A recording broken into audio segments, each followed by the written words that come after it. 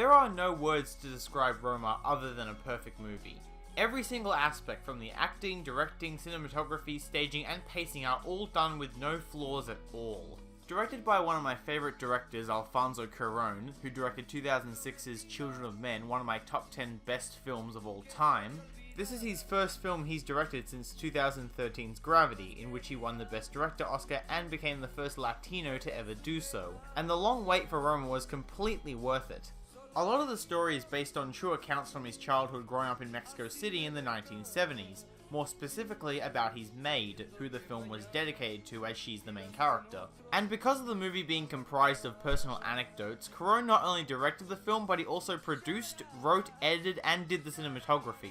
In the past, he's worked with cinematographer Emmanuel Lubensky, who is one of the best cinematographers working today. He is known for his use of long takes to make scenes more visually interesting in films like Children of Men,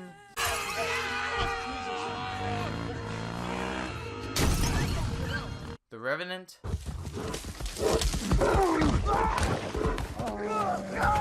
and Birdman.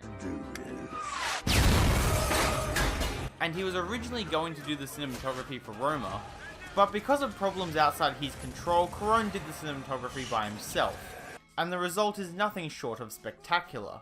The film is mainly comprised of long takes where the camera moves side to side, which brings a very clear visual style and identity to the movie. But this is made even more prominent via the staging of the actors, as it's some of the best I've ever seen. Not only for the main characters, but also the extras, especially during the riot, dinner, and city scenes. This is one of the best aspects Cuarón displays in his films, but it's been pushed to the max in this one in particular compared to his others, and in doing so really gives Mexico City a clear identity, and this is made even better by the black and white colour palette. The film has less of a straightforward narrative and is more of a character study on the family's crippling relationship, and their maid, played by Yalitza Aparicio, whose life is taken an unexpected turn after accidentally becoming pregnant, and how this affects the people around her. The acting is amazing from everyone, including the child actors, and the way the dialogue is delivered feels much more genuine and more like a real conversation.